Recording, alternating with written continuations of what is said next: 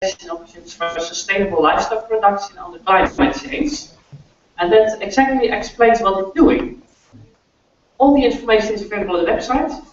It's a project of 12.5 million euro in the project period 2011 till 2015. The project is led by INRA and it has 25 partners in Europe, Africa, and South America. And there are a lot of synergies with Macsur, and especially in relation to LiveM. We have access to livestock production data sets, there's dialogue with stakeholders and animal change. And we have a comparison and integration of grassland and livestock models with crop and socio-economic models in pilot studies at a variety of scales. We work at the field and the animal scale, we work at the whole farm level, and we work at regional scales. And that's it. Thank you.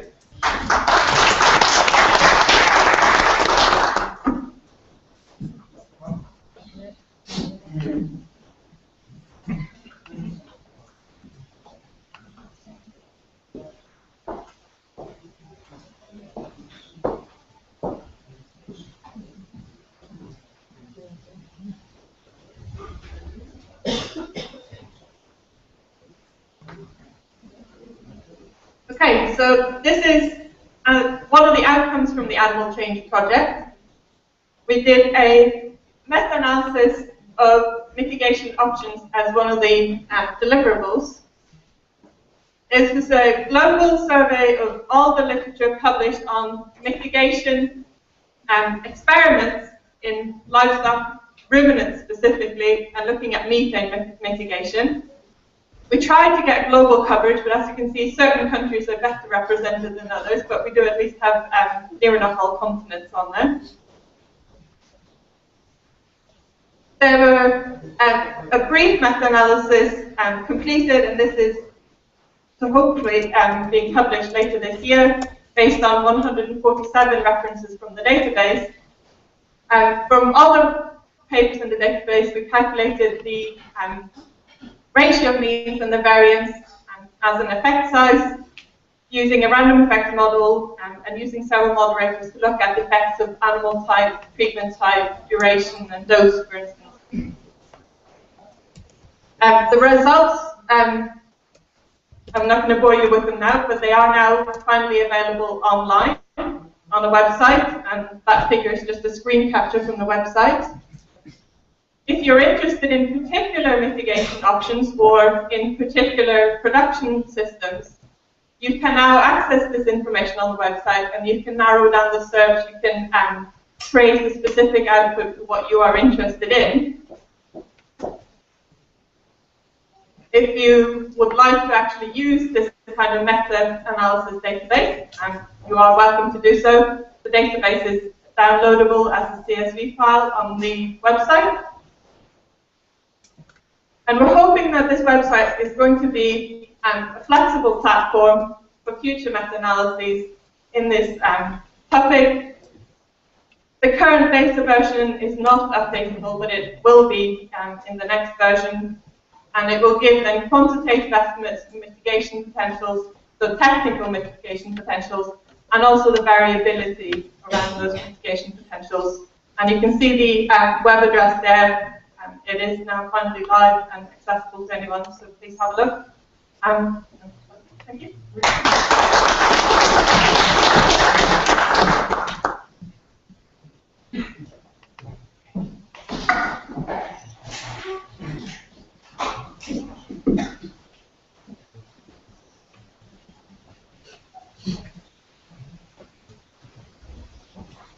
So hello, we are Fabrizia and Katja, and we are PhD students at the Leibniz Institute for Agricultural Engineering in Potsdam. It's close to Berlin in Germany, and we are working in a project which is called LANGPAT. LANGPAT is an acronym for a German title, but I just give you the English translation. It's Agriculture Techniques, Potentials, and Cost of Greenhouse Gas Mitigations.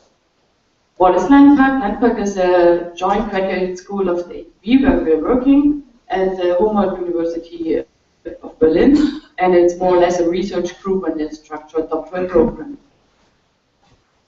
Yeah, the objective of our project is to effectively or efficiently mitigate greenhouse gas emissions at farm level, and we are 7 PhD students working on different topics. Thus, 3 of us are working in the field of soil management, 1 farm analysis, 1 in agricultural policy, and particularly our topic is animal husbandry. So, me in particular, I'm dealing with the influence of feeding and dairy farming on greenhouse gas emissions, and for that I'm analyzing the correlations between fatty acid patterns in milk and enteric methane emissions. And another focus of my work is to maximize fodder components, and out of that to calculate the nitrous oxide emissions of the forage production. Okay, and I'm going to deal with GHG accounting methods for dairy farm. That means I'm working with life cycle assessment and uncertainty analysis and the composition change of fodder and then land use change and the influence on carbon footprint studies. In the end, I would like to give some recommendations for the preparation of carbon footprint studies to simplify the comparison of future studies. That's it. Thank you.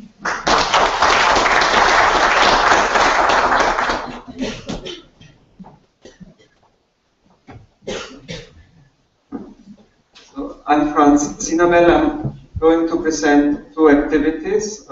First of all, one is on how TradeM is going to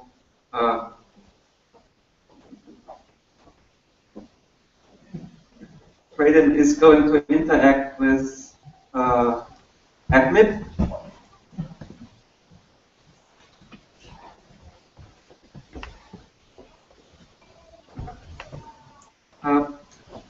In ACMIP, there is a group of economists, mainly working on the global scale, but there are also initiatives on very regional and local scales.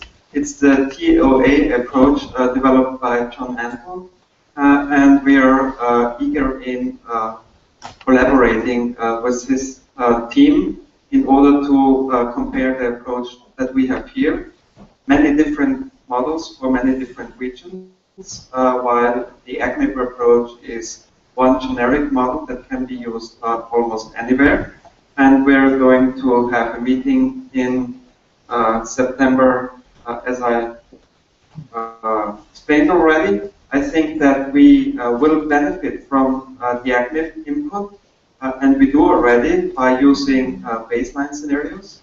But I think ACMIP can benefit from our work as well, in particular when it comes to comparing the different approaches of regional models. So that's the first initiative launched by Flor and me. And the second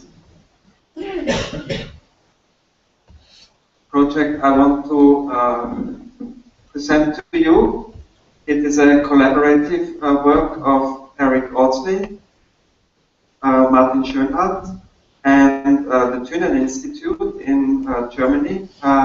Together we work together in a project funded by the Austrian Climate Research Fund, and the topic is adaptation in Austrian cattle and milk production. These are the partners, and 4 of them are part of Macsur, and I think this strong involvement of international partners was the most important asset we had in our proposal, so we could get support for that. And I recommend everyone working in this field to make use of this network. It pays definitely when you have international contributors in your project, at least if you're working in programs like we are working. We have a lot of research questions. I do not want to go into each of them, but I want to highlight one thing. We are going to integrate a life cycle analysis model developed for UK and adapted to Austria. And there is one highlight.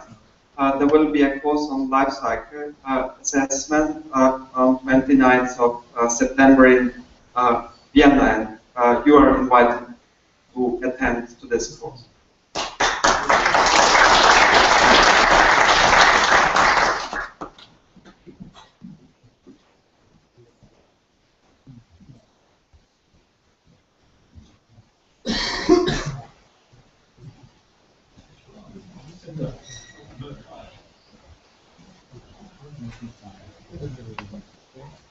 My name is Jan Olsen, Aarhus University in Denmark.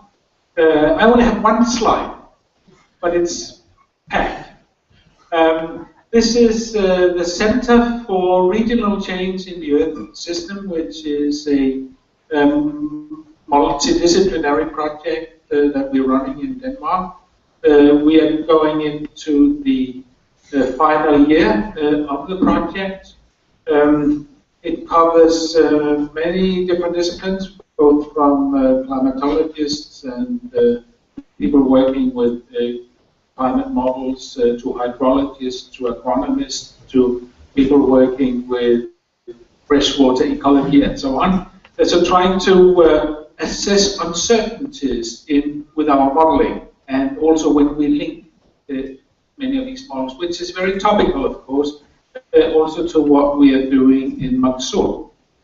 And in fact, one of the studies we are doing here links very closely to Prop M as sort of the pilot case study. So what you see to the lower left there is the catchment of the Odense River in Denmark, where we are linking catchment scale hydrological models, actually two different ones with different crop models feeding into that, applying 4 different land use change scenarios and 4 different climate change scenarios at 2 projection time scales. So the idea is to get an assessment of what are the uncertainties related not only to the models, but also to the model linkages, to the scenarios we use, and so on.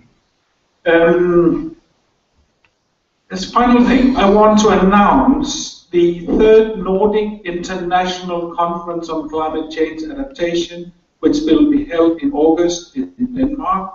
And this project here is one of the organizers of that conference. The deadline for abstracts is quite close. So if you want to join, have a look at that website. You're most welcome.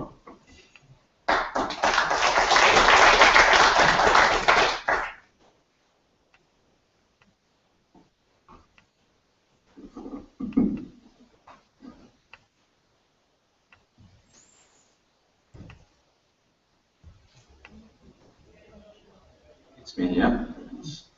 So, Gianni Bellocchi from the French National Institute for Agricultural Research. I'm going to present you a regional project, Bulle Climat, supported by the Auvergne region of France. I know that you can locate the Auvergne region somewhere in inner France. The region is characterized by grassland-based cattle production systems, and both beef and dairy systems are present, and they are strongly dependent on permanent grasslands. So these livestock systems are the essential part of a regional landscape, and as they are dependent on permanent grasslands, assessing the vulnerability of grasslands to climate change can be a good indicator of the vulnerability at whole regional territory. And when assessing vulnerability, the challenge for research is not only to quantify vulnerability, but also to characterize its basic components, which are essentially exposure, sensitivity, and coping capacity, the latter mainly depending on non-climatic factors. And in this context, adaptation strategies are put in place in order to reduce vulnerability by increasing coping capacity or decreasing exposure and sensitivity. So in this frame, the issue of this project, which started in February this year and will end up end 2015, is to create a platform platform for grassland vulnerability assessment based on a modeling engine represented by PASSIM, the partial simulation model. The model is being re-engineered, redesigned in order to accept climate soil management inputs at different scales, because scenarios are often provided at different scales. And these various inputs can be differently characterized, essentially weather inputs in the form of exposure indicators, but also management inputs in the form of adaptation measures that may help to reduce vulnerability. And the variety of outputs are being considered, essentially production outputs, but also carbon exchanges down to nitrogen fluxes. And these outputs are converted into vulnerability indicators normalized around the value of 1, values greater than 1 indicating an increased vulnerability compared to a baseline, and vice versa. So you can see here the transition existing between the scientific level developed by the INRA and the stakeholder dialogue involving private partners and institutional stakeholders represented by the region of Auvergne. And the private partners are brought together into a cluster of eco-enterprises who are interested in the methodology we are developing. Thank you.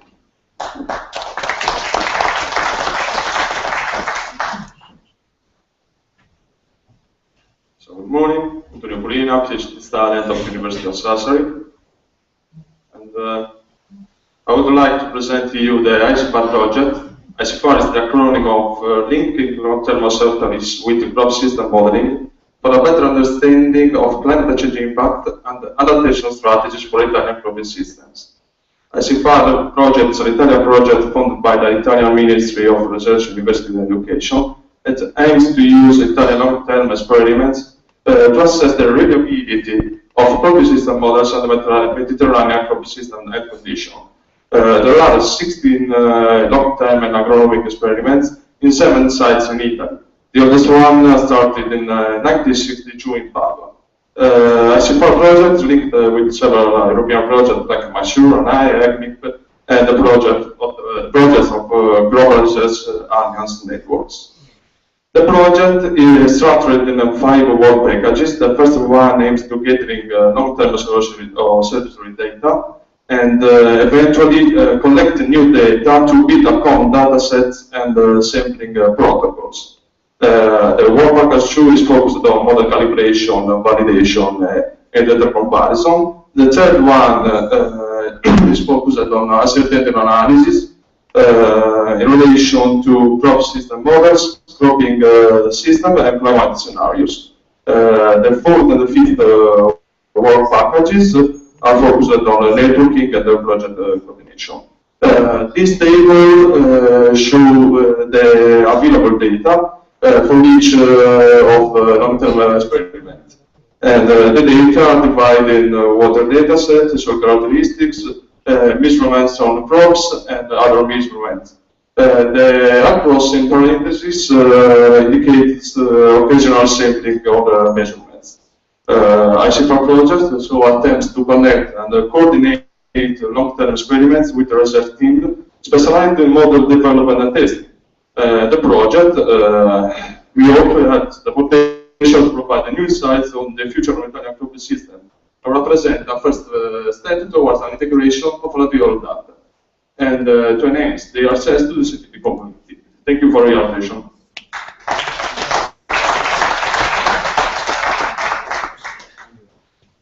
Okay.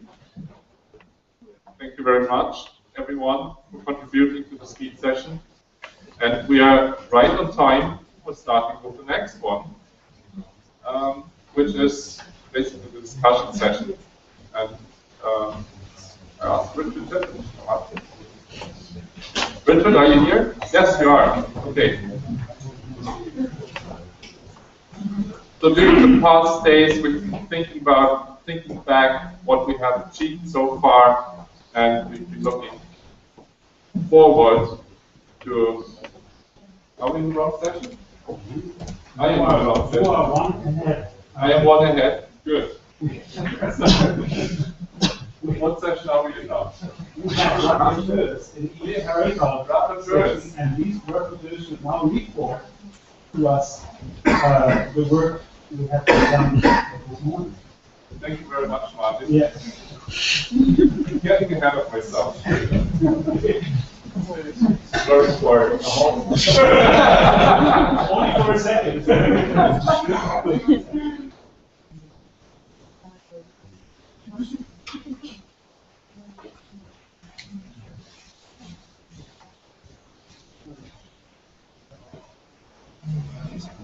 Do we have rapporteurs from the sections? I'm asking them to come up to the front. No. Who said no? Lily?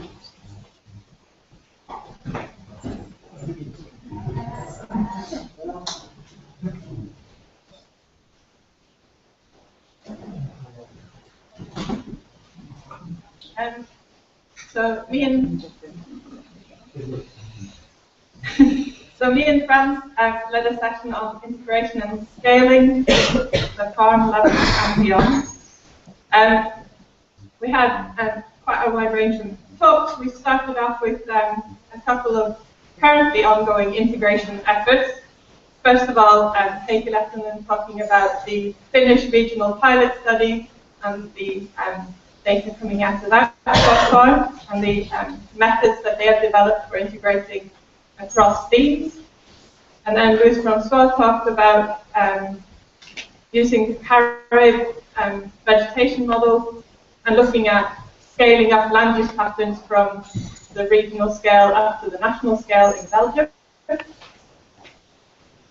Then we started looking more forward-thinking in terms of future integration ideas and plans, with Andrea talking about her plans for how to explore yield gaps within the EU and the types of data and models that she will need to work with. And Anna Milford actually talking about a concept that we've been missing out for quite a long time from this project, and that's the supply, the demand side in terms of human consumption patterns and how we might try to predict those and the ideas that she has. And then finally, Nigel Scullin set us quite a challenge in terms of integrating across all three themes and the need to really look at the challenge not just of feeding people, but of feeding the animals that feed the people. So that where the feed for animals is coming from and the challenges that we are going to face and are going to need to solve. We also had discussion about the challenges in terms of integration. What obstacles are there in terms of integrating across scales or across themes? And I set the participants the task of writing down a challenge on the post-it notes, so you can see the post-it notes over there in terms of the ideas that came out. The themes that came out, there were several topics that came from on several post-it notes to do with gaps that we needed to fill and the issues of scale and how to integrate across scales. And in terms of specific difficulties or challenges, in particular, there are mismatches in detail and complexity, both between models, between themes, and between scales, and this makes it very hard to integrate. And that we need to integrate needs of simplification, but you also want to be respectful of the diversity and complexity within individual systems. There are lots of technical difficulties of integrating in terms of software compatibility, parameter compatibility, model validation, or definitions and units, and how we don't necessarily speak the same language, even if we're dealing with the same topic.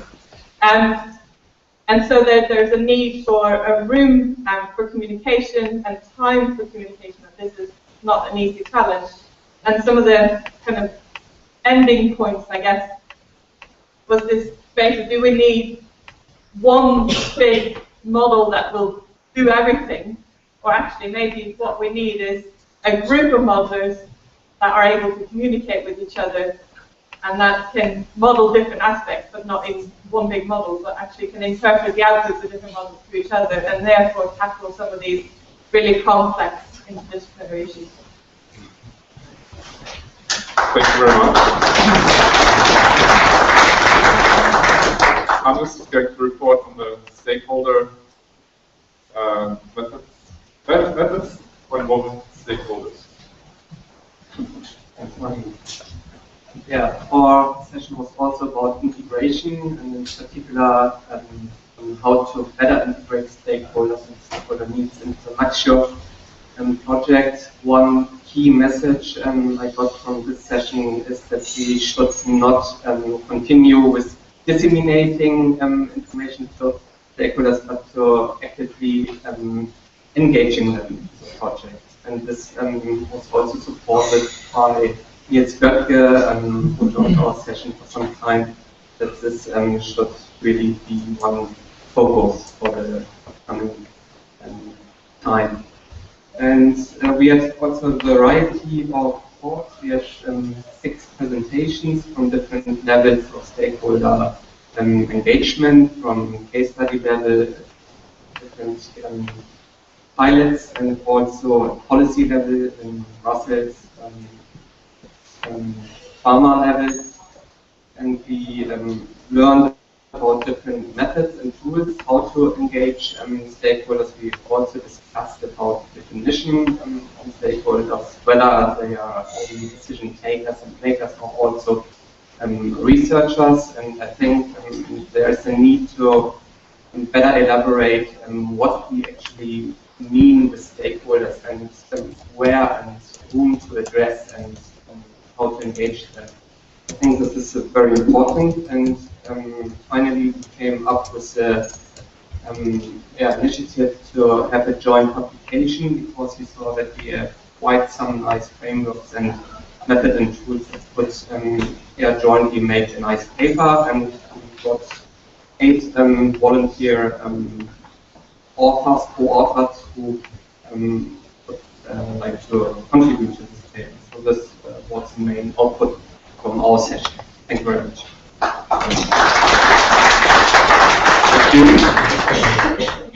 Jörg Olesson and Jason, no. Jörg is going to report on the data management section. Sure.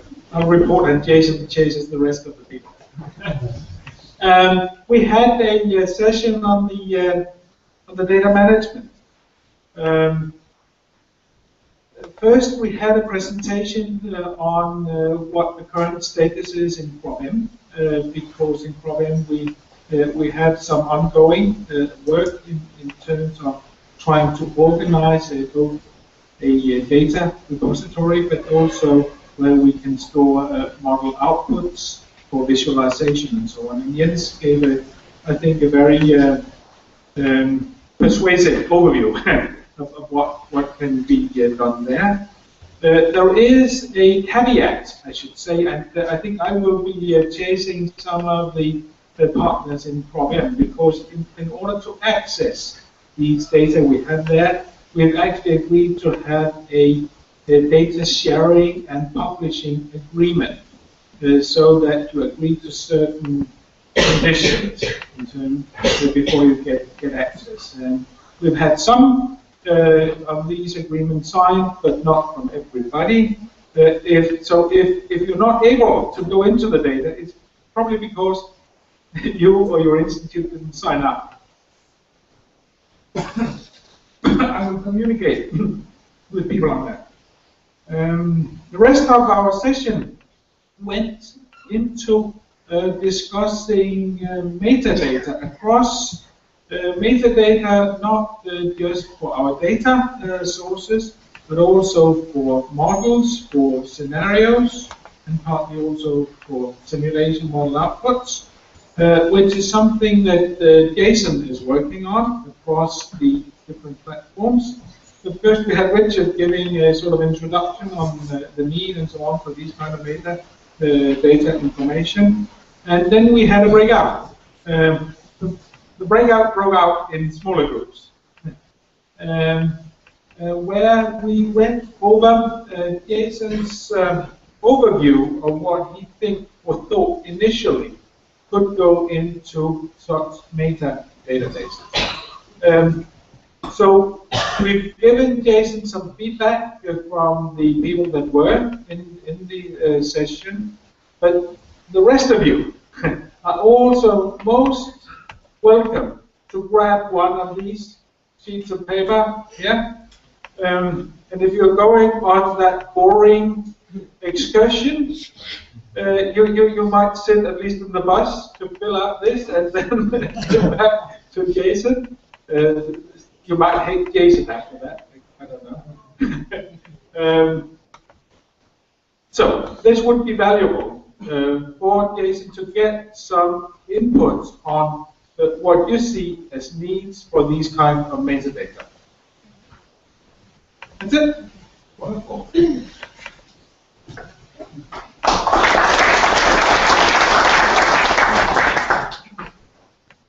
I think I take the risk of allowing you to migrate out for 5 minutes. So basically go out and come back right away. That's all. Probably make 5 minutes. And then during that time we'll rearrange so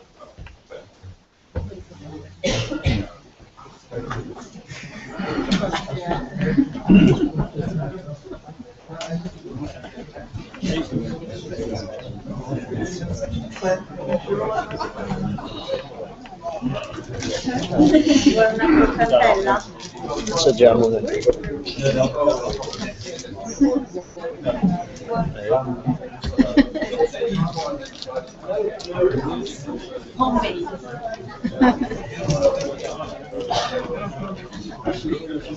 Good. Not bad. Chimica. Probabilmente sì. No. Ma tu vieni anche alla cena di...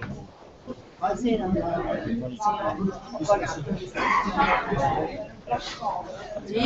sono venuta qua soprattutto per quello. Per l'entusiasmo. Ma che programma c'è? C'è questa escursione dovrebbe esserci, salvo che inizia a diluviare, il tempo si è un po' guardato. Se diluvia non si esce? Non ho idea. Certo non è bello, dovremmo visitare il nuraghe anche. Visitare il nuraghe. Ma io non avrei iniziato. No, il nuraghe Losa, vediamo un po', forse c'è un'immagine.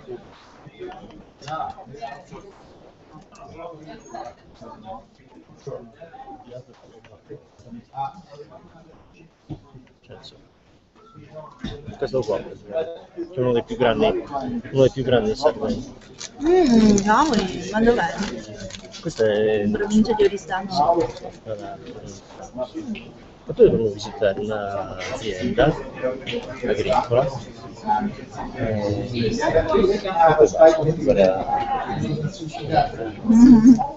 Esatto.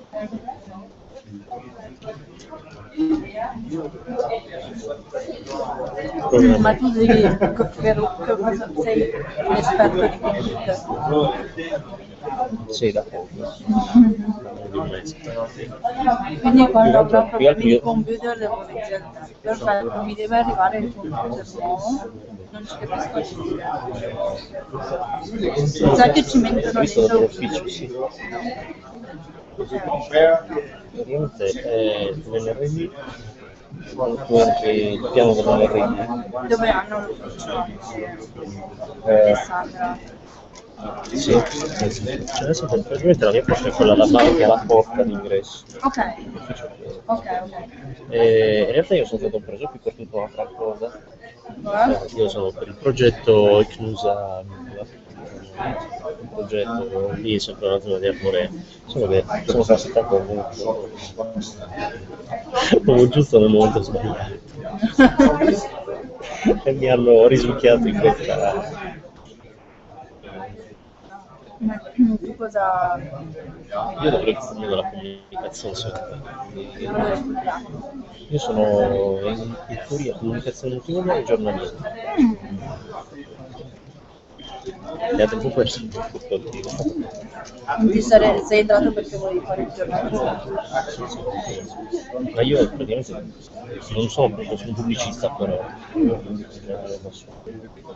giornale, mi occupo di spettacolo, più che altro cosa non c'è. Invece? Io studio antropologia, Quindi tutta questa cosa... No, per me è molto interessante. Devo dire che... Ma sto facendo osservazioni partecipate? A dire la verità, guarda, non ero partita per... Perché io adesso sono in Svezia. Allora, So che sei arrivata dalla Svezia, non lo so. io studio a Venezia. Sono in Erasmus a Venezia. E volevo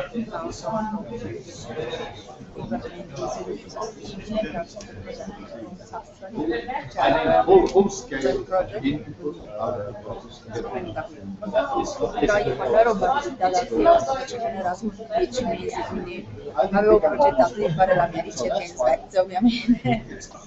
E il mio progetto di tesi era cercare, perché io sono interessata all'antropologia del rischio, volevo studiare la percezione del rischio. Sì, però lui è più su sociologia. Sì, infatti prima di venire qui stavo iniziando a leggere. In realtà, davvero? No, Visiting professor. Vabbè, cercava di parlare italiano e quindi ero tedesco brillante, diciamo brillante. no, ma poi Infatti non era sobrio, però brillante. Bene, davvero, bene, non lo userò nella mia storia. In realtà, aspetta, infatti, ho letto anche, sì, cioè mi viene un po' criticato per questa cosa che comunque nella sua idea è una cosa che esiste e che poi c'è una cosa che esiste. No, sì, cioè, altri dicono che invece c'è io soprattutto ho letto la Dallas, che invece è l'antropologa, e lei fondamentalmente pone l'accento sul fatto che c'è sempre la variabile culturale del rischio.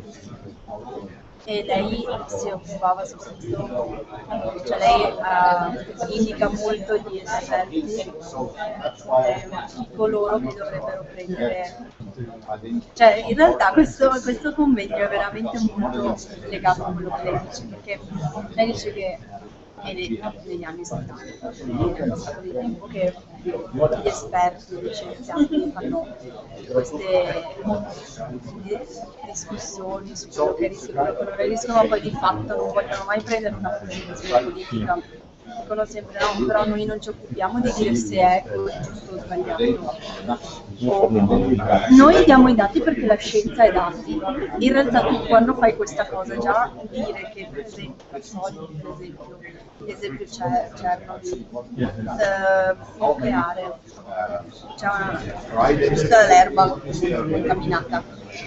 Già dire questo è il livello massimo di contaminazione che possiamo accettare perché gli animali mangiano quello che possiamo mangiare, già questa è una scelta di posizionamento, capito? Fatto.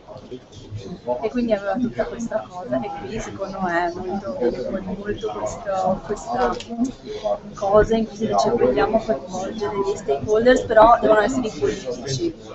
Cioè noi dobbiamo parlare con il politico e poi il politico parla con gli agricoltori, però c'è anche voglia di, cioè, io sto vedendo questa tensione di volersi impegnare politicamente in senso ampio, però allo stesso tempo c'è questa cosa della scienza adatti si mantenga sempre un pochino sulla parte, insomma.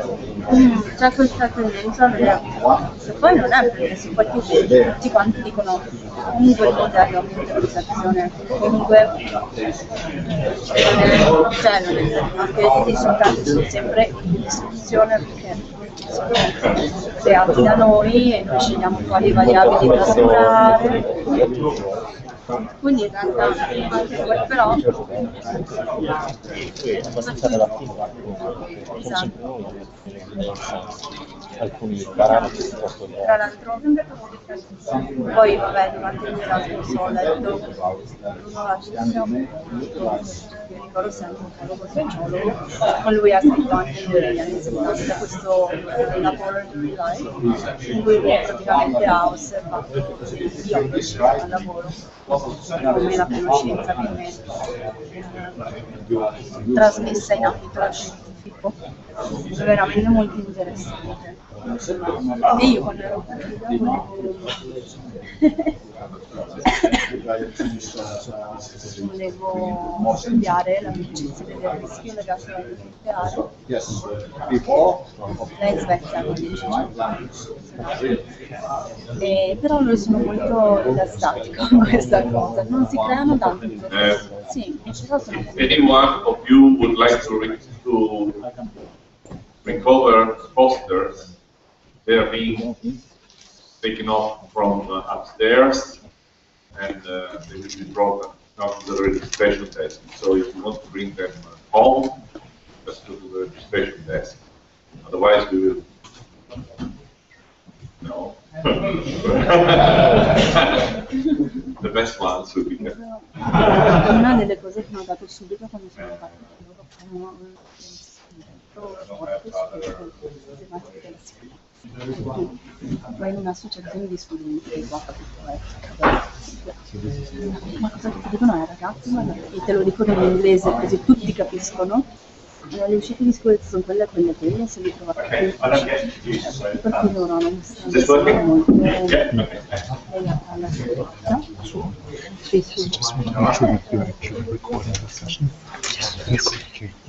Okay, I hope everybody's had another coffee because this is going to be a somewhat interactive session. So get up your loins and be ready to speak when I finish speaking.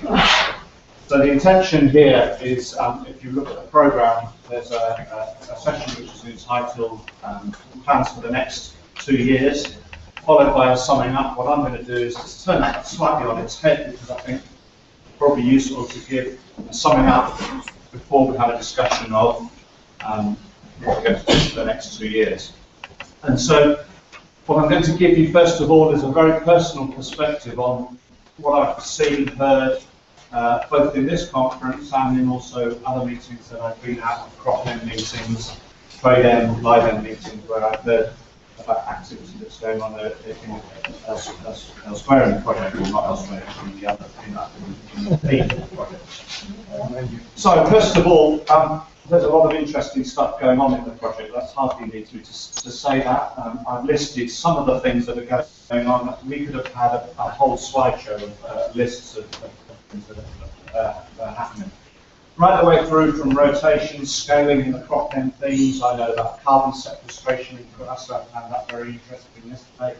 Modelling at a whole variety of different scales. I think someone talked about this morning, which ranges right away from a point within a grid square up to grid squares that are millions of kilometres square, using a whole variety of different modelling approaches, linear programming, econometric modelling, process-based crop models, linear programming models of farms, linear programming models of sectors, of regions, all sorts of different modelling techniques, all sorts of different expertise from a science background as well, so livestock scientists, molecular scientists, even there are some of those in here, economists.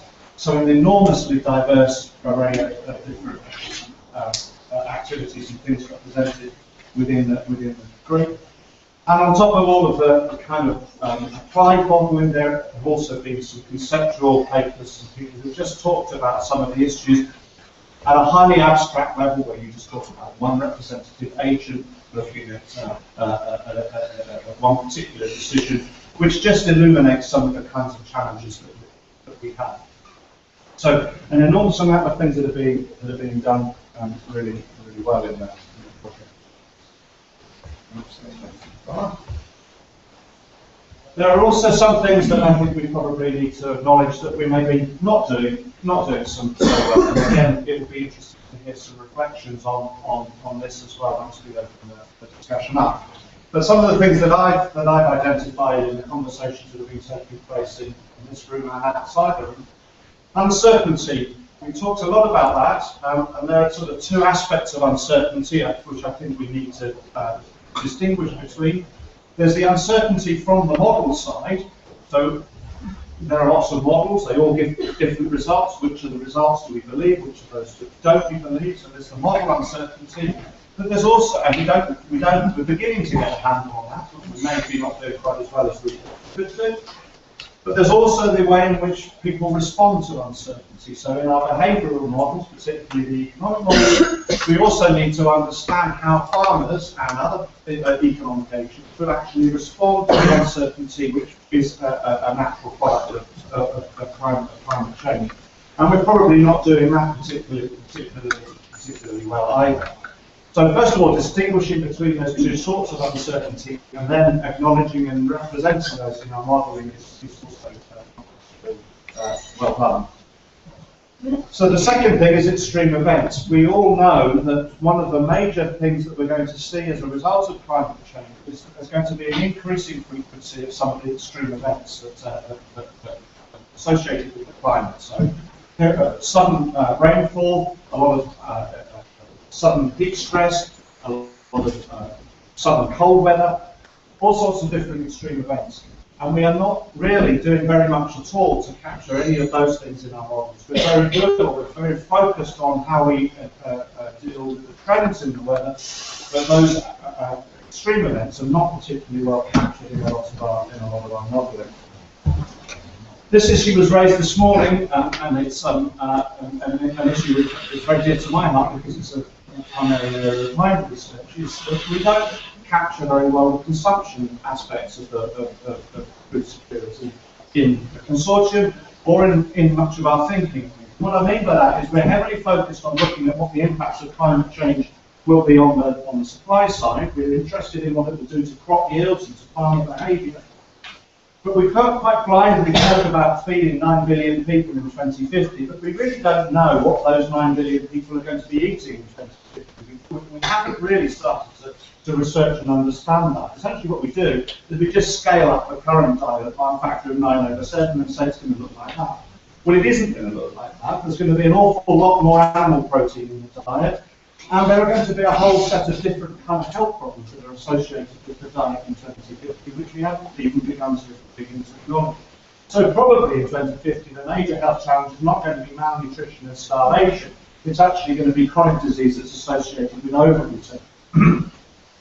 So that's quite a lot of steps away from modelling consumption, but I do think we need to start asking the question about what will happen to the diet as we go forward if we're going to start to understand how we're going to meet those dietary needs. And finally, so in a slightly different vein, I also think that we're not doing a particularly good job of communicating our results. So I think there's an awful lot of really good stories that are going on in the Macsur project. But I think it's probably fair to say that we're probably one of Europe's best kept secrets at the moment. I don't think that the rest of the world really knows about some of the strides that we're actually making. And I'll say a little bit about why I think that's been a challenge, and perhaps what we need to think about in the second stage in a moment or two. So just a few reflections. I think it's probably worth starting by reflecting on what has been done well, what we've achieved in the first 3 years of the project, as background to what we can and should be doing in the final 2 years, or the extended 2 years that we're going to apply for. So first of all, I think what we've done really well is to get the themes working in a good way. So I think there's an enormous amount of really good work in some communities, so the second bullet point, have been established that probably weren't there first of all in terms of the working in trade and crop and livestock. There are some good discussions taking place, and there are some real strides in a scientific sense being made in the three different themes. and there's a community that's established around those themes, and we've begun to establish a community which now identifies who is in Prog-Chem, who is in Trade-Chem, and who is in Light-Chem from the perspective of the other themes. So we as trade modelers, for example, would know who to go and talk to if we wanted to talk to a prog modeler much better than we would have done if the project hadn't been in existence. It's also, I think, important to acknowledge that we are not a framework project. We're funded in a very different way from a framework project, and I think the funding mechanism brings some challenges with it. We're funded as individuals to travel and to work within the project. There's only a very small number of people that are actually funded directly through the Macsur project to do research. That's one important difference. We're also much bigger and much more inclusive than a framework project. There are all sorts of different modelers. There's a great degree of diversity in abilities and quality of people, and in the skills that people bring to the project, which itself also brings some challenges, but also represents a huge opportunity for the project. So we should avoid, I think, developing a science agenda which is like a science agenda that's associated with a framework project. We shouldn't be trying to develop the best science that is there to address a particular, very specific question, because if we were doing that, we would be a framework project, not a knowledge hub, as we established today. The final thing that I want to just highlight is something that Jim said yesterday, which is that what we have to do is to deliver results, and what do we mean by results? It's this statement here. Farmers and policymakers need to know what they've got to do to adapt to climate change. They need to know some answers, and we need to be working towards that. So finally, the final slide before I throw it open to let people offer their own remarks and reflection and thoughts in response to what I said. First of all, I think we need a clear articulation of vision. And so this is my attempt at doing that for our cross-cutting work. So what I think we're about in this project is establishing a space in which ideas can be exchanged. And what I mean by that is exchange in a number of different dimensions. So first of all, there's the obvious knowledge exchange between the science community and the research community. And I emphasize the word exchange. Other people have done this as well this morning. But I emphasize that this needs to be a two-way flow of information between the two communities. We have to learn from our stakeholders in the same way that stakeholders want to learn from us. But also, this conversation, this exchange of ideas needs to take place in a horizontal direction as well. So we as researchers need to be communicating with each other, and we've had some really good examples of how that can happen in this community. We've started to do that, and we need to do more of that, and I think that's a very important part of our cross-cutting activity. And we also can possibly even facilitate knowledge exchange between our stakeholders as well. So it's also probably important that the people who have got stakes in the project are talking to one another, and some of that can take place within the space we create. That sounds really woolly, and it's not going to satisfy our funders when they say to us, we want to know what you've done and what you're going to do. A rather woolly social science kind of creation of a space is not going to satisfy those people. So we need some actions as well, and so these are some thoughts about what we should be doing as we move forward. First of all, we need to highlight our achievements so far. We need to communicate these things that we've done much better with our stakeholders. Now, I'm just going to make a remark here about the funding model. We are not funded to do this, and I think this creates us a problem. We are individual scientific researchers, and we are driven by the way in which scientific researchers communicate, and we naturally gravitate towards producing peer-reviewed articles. And that is not the best way to communicate with stakeholders. And if we want to communicate with stakeholders, we need resources to do it. We can't do it just as a normal byproduct of our scientific activities, because the normal byproduct of our scientific activities is to produce referee publications. We need to use other methods to communicate with our stakeholders. I think we have to preserve and learn from our diversity. So I started off by saying that there's an enormous range of modelling capabilities, modelling approaches, scientific expertise within the consortium, and I think that is our strength, and we should preserve and learn from that. We need to be challenge-led, and we've got some ideas about how we take that forward. So we need to identify, I believe, a number of specific challenges that we're going to work towards. So the one challenge that I put up there is the challenge that we were set at the very start, and I don't think we should lose sight of that. We should be aiming to produce a climate risk assessment for European agriculture. Now, in a sense, that's a very empty statement, because there's 101 different ways in which you can do that, and they range from a single model that is put together for European agriculture, where the policymaker can press the button and say, what's the answer? That's one approach, a valid approach to answering that question. And we've probably got the expertise within the consortium to start to produce that kind of answer. But that isn't the only answer. There are all sorts of sub-questions and sub-challenges that are hidden behind that statement, which we can address in a whole suite of different ways with all of the different expertise we've got in the room. They don't necessarily have to be formally linked together with data being passed from one model to another. We can simply use the space that we've created in the Macsur consortium to take that information and produce the climate risk assessment using our own neural networks in our head as a way of integrating the process. And I think we should do that.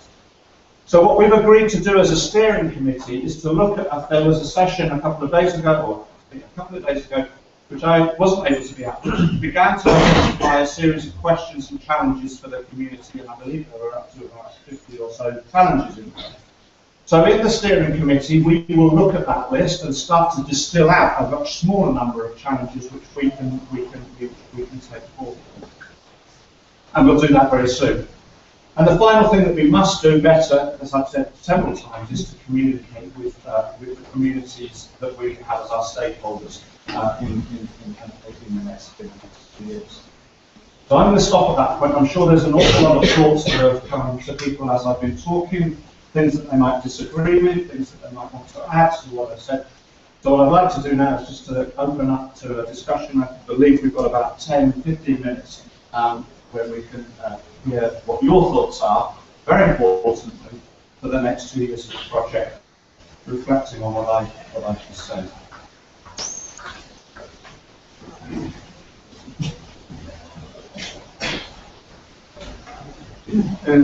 Yes, a couple of reflections. Well, when we talk about the future, I wasn't really sure whether you were thinking of the end of our current project or whether it's the... Right, because I think what we ideally should do within the current project is to come up with some of this, what we call the risk assessment. But what I think the challenge we have also within this community is to go beyond that in the next phase in terms of saying, okay, what are the solutions to those risks? Because I think that would be a stronger argument for having an add-on phase rather than trying to do again what we set out to do. I think that would also put to test many of the methodological challenges and the linkages between the themes. Because when we want to look at trying to come up with adaptations or solutions or some of this to the climate change challenges we have, which are also very diverse in different regions in Europe, I'm sure we would need to much better integrate and possibly also come up with novel ways and new ways of trying to integrate and look at different technologies or whatever, management and so on, that would take our efforts a step further and also towards something that is, I think, much more relevant for stakeholders and policy. I don't have much to say in response to that, other than to agree with you wholeheartedly. I think some of that is a shorthand up there, which is lazy drafting, actually, at late tonight, last night, probably. I 100% agree with you to start talking about adaptation and solutions. I mean, I still, I'm going to risk boring by saying this, I still am struggling with how we communicate what we have achieved in that context in a succinct way. Because of the diversity of the group, we can identify all sorts of things that exist within pockets within the group, but I think what we need to do is to find a very a branded, if you like, way of communicating that. That's really great. Okay. I think we should try to become more precise on some terms that we use, because about, for example, the extreme events, there is a very specific definition that the new regulation for rural development uses, and it's not very new as a definition which fits of extreme events as natural disasters. So we have to know if we have to work on natural disasters, which are very difficult to be specified in terms of, for instance, probability distributions that are central in defining the uncertainty issues. Or if we have to speak of exceptional conditions, and we have, I think, not yet done an appropriate, very specific discussion about this. And we should do, of course. Because in many cases, situations that are not extreme events are, in terms of natural disasters, are very dangerous and have a very significant impact on the project. The second aspect that I wanted to think is that, in my view, in some cases, we are already managing, including in our models, the aspects of uncertainty and risk. So perhaps we need a better exchange between the steering committee and the groups that are working, because, or at least we need a more explicit criticism on what we are doing, because we think that we are already in some cases facing this. So I take the second remark. So just in terms of the extreme events, let me just amplify a little bit what I mean by that and why I think it's important. So when we talk about adaptation, I think a lot of our focus for adaptation is on how European agriculture should adapt to cope with a trend in the century.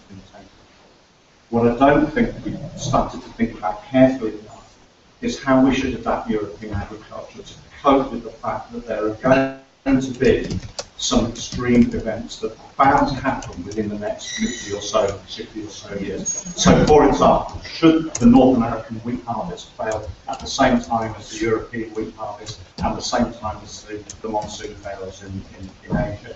If those three events happen all at the same time, we're in trouble.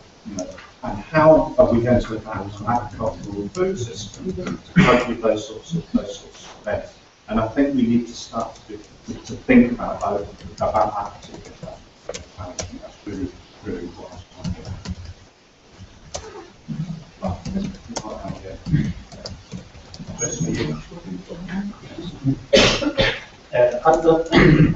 As I already said, I don't belong to this modeler community. I'm a modeler coming from the area of watershed management, but we are in a very close field, and I'm sure that we share many friends in different universities and research centers. I'm being very interested in seeing the problems and the approach that you are following, because something similar, of course, in a different framework happens in my modeling family. I would like to tell you that now we are in the Horizon 2020 zone. We are in the phase now in which DG Research is thinking in April, starting from now, is taking to the next work program 2016-2017. So it is the right point now where to lobby for having keywords that are useful for our understanding, for your understanding. We are the same from another point of view, to be sure that they are included in the next course of 2 years. So if you are interested in doing a kind of this kind of things, a kind of risk assessment, European agriculture, which is something that has a large scheme, a large number of people to be involved, and also a large quantity of farms to be involved. It is now the moment in which you should raise your. So what we did in our field as a joint water research organization and structures and platforms and all that, it is coming out with a document on research needs, research steps to be filled. So I suggest that JPI function, as we did with JPI water at the time, could try to influence somehow. And even maybe the network of the institutes that belong to Macsur should do something similar. For example, you could try to achieve, to be involved, to obtain that some CSA, coordination and support action, be present in the next call for this thing. Money for CSA are not so much, but it is a good support for networking. Even think to cost. Cost is, as far as I understand, I was not aware that about the funding structure of Macsur, but it sounds very similar to cost. So cost is, how to say, can be easier somehow to be approved. Also, there is the under the current valid work program, there is the Water 4 call under the Social Challenge 5, which is on environment and climate change, in which there is provision for coordination support action dealing with agriculture. I was a little bit dubious if that is or not, because I'm reading the proposal from that one. But there is room for more than one. So I think that you should look for Water 4 under the social challenge number 5. Also, another suggestion that we would like to raise is the following. Since one of the constraints that you highlighted is communication need, we found very useful the production of policy briefs that are more recent, not more than 4 pages, with very concise and very effective communication points to be distributed to DGs, not only DG Environment, but DG also DG Climate and DG Research, but also to the new European Parliament. We will vote in a few months. This is a very good point to us and to be involved in our project. Yeah. Some really helpful remarks there. Thank you very much for making that. I think I wouldn't talk about specifics, but certainly one of the ideas that's in my mind is the creation of policy programs. It's a really valuable tool, certainly on the stakeholder side. The other question that you raised in my mind, of course, is coming from the water community, is whether we think about extending our community in a number of different directions. The water community obviously being one of those communities. A lot of people argue that food security is really nothing other than water security. Should we be thinking about that? And the other community that I think we need to reach out to more than we do at the moment, possibly, is the climate science community. I think we've actually been given a nudge in that direction by the company forward as well. Further comments?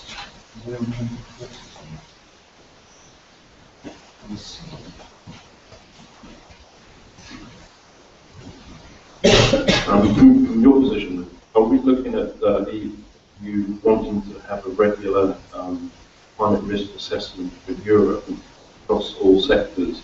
Because it seems to me what you trying to get out of this is a climate risk assessment for European agriculture on the cheap. A caveat that is in the US they have a national climate assessment, and that's broken down into I think about 12 sectors, which agriculture is one of them. And in the past they did it on the cheap. The USDA organised it. They didn't pay their staff to do it. They would invite jobs to junior scientists from Europe to come and help with them as well. But they are now going to be paying their staff the next National Climate Assessment, Capital and Agriculture. And what I would be really interested to find out is whether at the EU level, that's the direction they're going to go in, and actually can take it seriously and start putting some proper money into putting together climate risk assessment for Europe, of which agriculture will be one of the sectors. So I think that's a good question to ask to Brussels. I think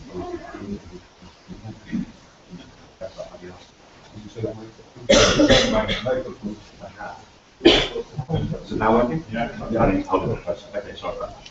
So that I think that's a good question for us to ask. So I mean, if I can answer the question somewhat indirectly, what I think we're about here is creating a community of people, and we had a brief discussion yesterday about what it means. About, there's only 2 more years of funding that's on the table. What does that mean for the community of people that we establish? And the pessimistic view is the money runs out and we all go our separate ways again. So I think the other unwritten thing about what we're trying to do over the next 2 years is to make the community be a place which is sustainable, so that it will have a life beyond the 5 years of this project.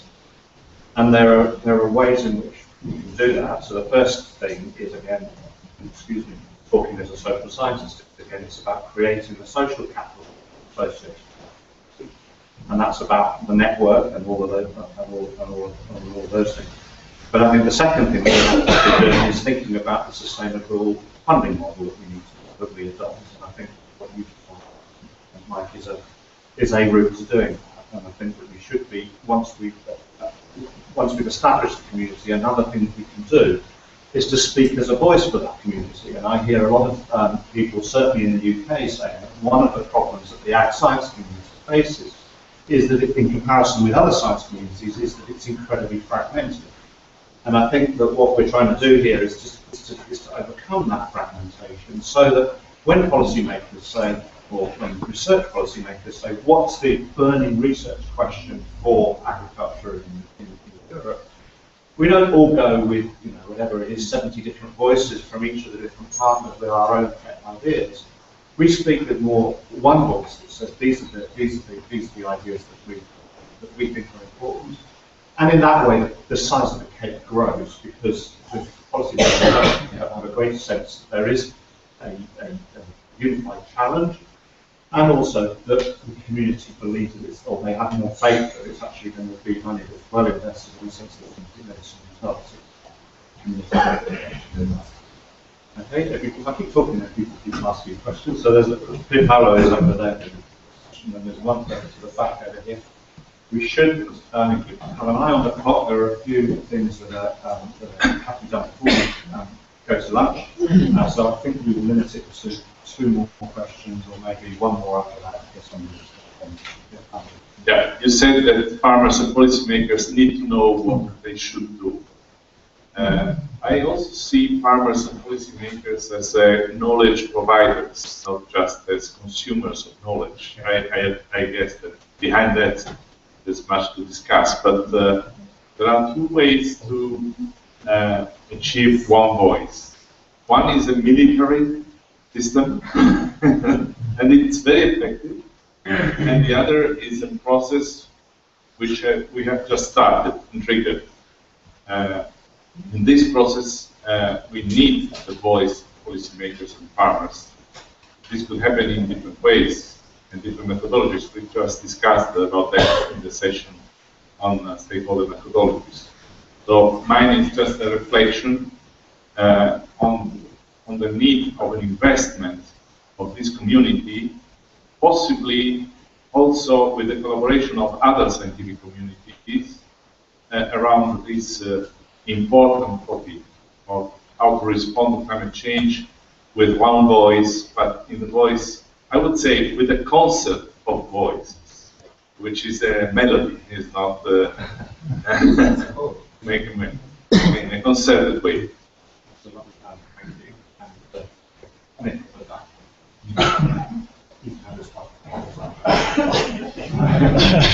You can talk in stereo if you know. Thank you, Richard. You mentioned quite rightly that this is not a framework program, a framework project. The question, if it was a framework project, you would have a very well-defined title, and you'd have limited resources. You know you have to work with it, and we don't have that. We rely to a large extent on the resources from outside. So, looking at the next phase, how do we set our level of ambition? Do we only work within the resources we already know we have, or do we be a little bit more ambitious and expect that additional resources become available? And if the latter, what happens if they don't? Okay, I'm going to pass over to Martin. He was just asked that question, and I'm going to wrap up the session. So thank you all very much for your contributions. Martin, okay, sorry for intervening. And this is coming back to your question. This is exactly what is now, so to say, in the air. There's not an agreement, but the discussion is how to finance, or what are the options to finance the second phase. I mean, in the beginning, this knowledge hub was planned as a 3 years project with a follow-up, with an option after an evaluation or follow-up for another 2 years. But it should be clear that it is in the decision of the national institutions to provide this money. So it is not up to us at the Knowledge Hub as coordinators to contact each national point. It is the fact that we have this new system of a Knowledge Hub, that it is you who should contact your national contact points and to discuss this question and this option. I will do this in Germany, and I think Richard will do this, or has done that already in the UK. But it is not to us as coordinators of Macsur to discuss that with JPI government board. This provision of funds is really in the hands of the national contact points or the national authorities you have contracts with. And therefore, from that point of view, if I jump into my wrap-up, that's your homework. And at that point, we are in contact with the JPI governing, with the JPI government board, with the JPI secretary. But it's you who should contact your national contact points to discuss the current situation, to explain what we have achieved so far, what you have achieved so far in your country, and discuss that at country level. And this is also one part of the communication we all have to do for the coming weeks and months to start that communication process, because this is really something which is new, which is not common to large integrated program projects, or what we call it at the EU level. And this is now the system, how this knowledge hub is organized. And from that point of view, sorry to say that, it is not in the hand of the coordinator, who then can be blamed. It is in the hand of you who should do that part. But now I jump back to my first page of the summary. I mean, 3 days in Sassari, we had a great time here. I feel a bit exhausted after 3 days of conference. Macsur, first phase, half time. It's a challenging situation because, as Richard just described, we have to reflect on what has been done, what has been achieved so far, and what needs to be done to finalize the first phase. What needs to be changed, maybe a little bit adopted in terms of our communication strategy, the way how we present our work. I mean, there is a clear set of, I attended to a couple of meetings all during the last days where we discussed the publication strategy and the long wish list of publications that will be maybe partly realized, but that will be realized. That's clear. But please remind yourself in what Niels Göttke said yesterday morning, and say, we want to see results. And we all looked at him and say, with open wide eyes, and what do you mean with we want to see? What are your results?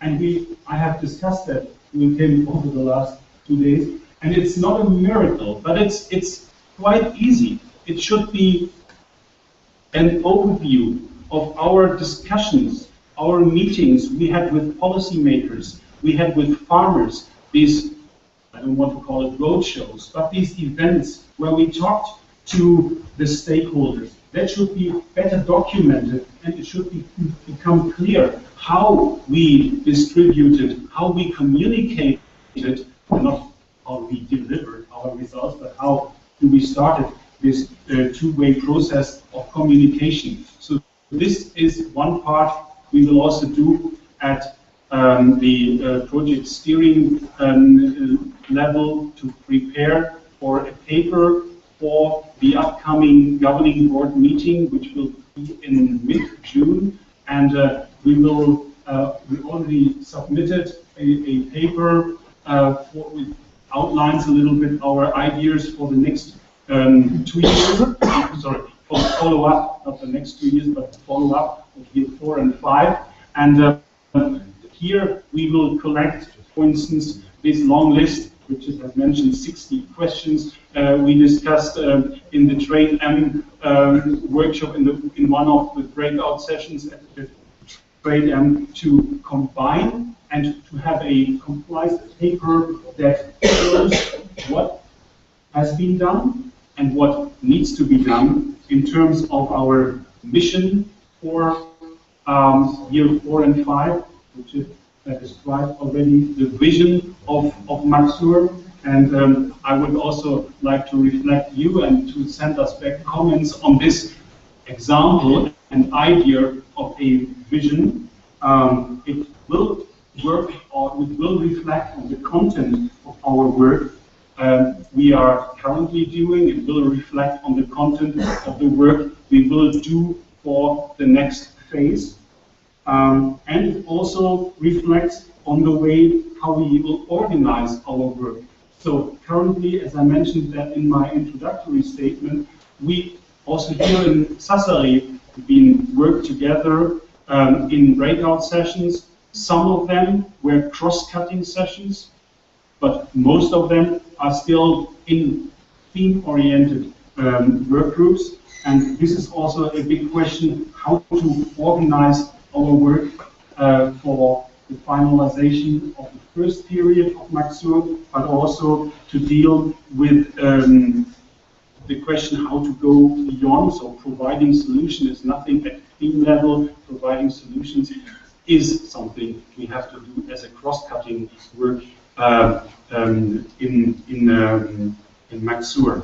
So at that point, I think the entire conference was was a mixture of both, having a reflection of our work we have been doing, the work that is presented from the outside work.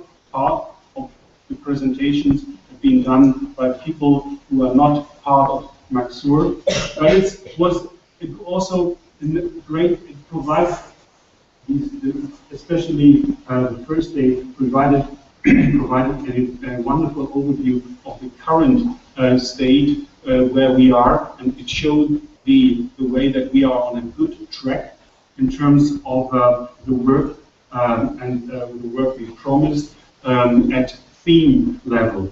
I think the question we discussed also yesterday is where to go for the cross-cutting activities. Martin gave a presentation on the idea of the emphasis on cross-cutting activities for the next phase. But the big question is, shall we go on with another 10, 20 regional pilot studies coming from northern Finland, to southern Italy, and from the west to the east of Europe, and providing more details. It is also something we have to deal with the information and stories and answers we provide at European level. So this question of upscaling with some models, not all models will contribute to this upscaling to the European level, is something we should emphasize in our next phase, because the question is that we do a risk assessment for European agriculture. And the question how to continue Macsur as a community, as a network. I mean, Macsur's strength is the diversity, the heterogeneity of all the researchers that are coming together, that are collaborating. So we find many approaches, many models, and 100 ways to explain the consequences of climate change for European agriculture. You can call that a mass, but I call it a way we do our research, because it depends on the region, it depends on the question, what is the appropriate model and what is the appropriate tool we would like to use for our for a regional or for a European or an assessment on the impact of climate change at regional level or at European level. So the network of researchers, this is something we should also emphasize in that sense, because we are not a framework contract. This network is one of the major assets we developed over the years, and I hope that we continue with working in this network, because it is the big question: will it fall apart when the money is over, when people does not receive the finance to or the financial assets to come to meetings? We are in contact with the European Commission, especially at the JRC level. So we have already here people from ISPAR and from the IPTS in Seville. And I think working together with these guys is a quite important element also to provide a more permanent financial background for our work. So, coming to an end, I think the next steps we have to do is, or you have to do first, is collaborating or communicating with your national contact points. This is nothing we can do at the hub level. It needs to be done by you.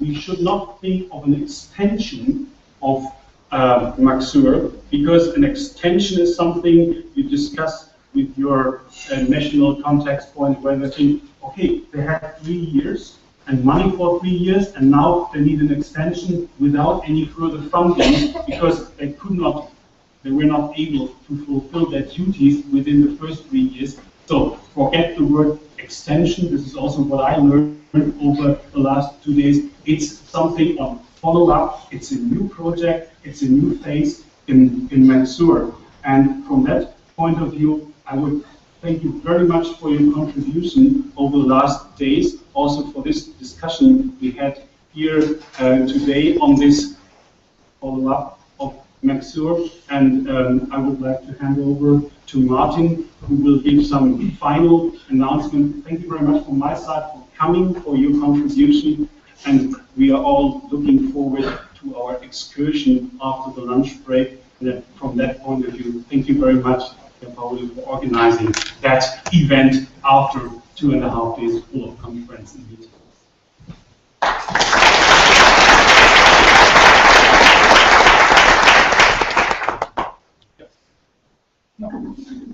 Thank you very much. So I'm now here having the final words, which is a little bit surprising.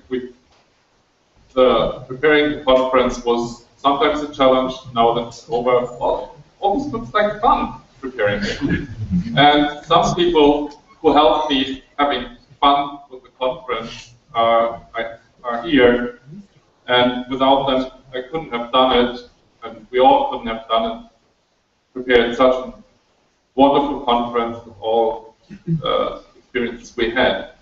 And I know from the emails I got, some people I haven't really met personally, not even here, who worked in the background. I think about a dozen people were really involved here. And I want to mention just a few, and that's Alessandra Polotto. I'm asking you to come up to the front.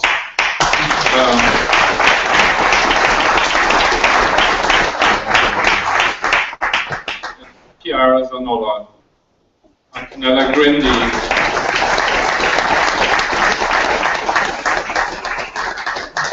our video master Francesco Rui, and Luca Gemaro.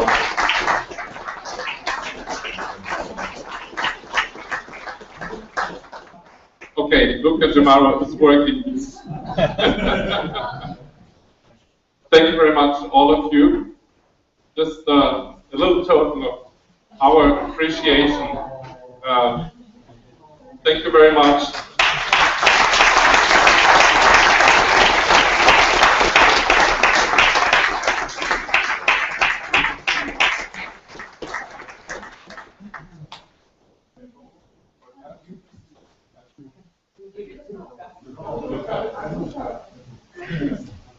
Thank you.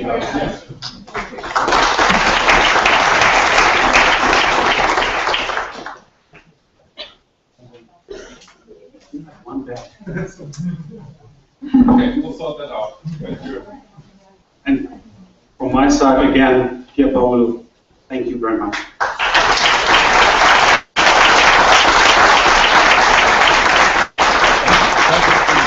So now it's lunch break, and then at 2 o'clock the bus leaves in front of the institute.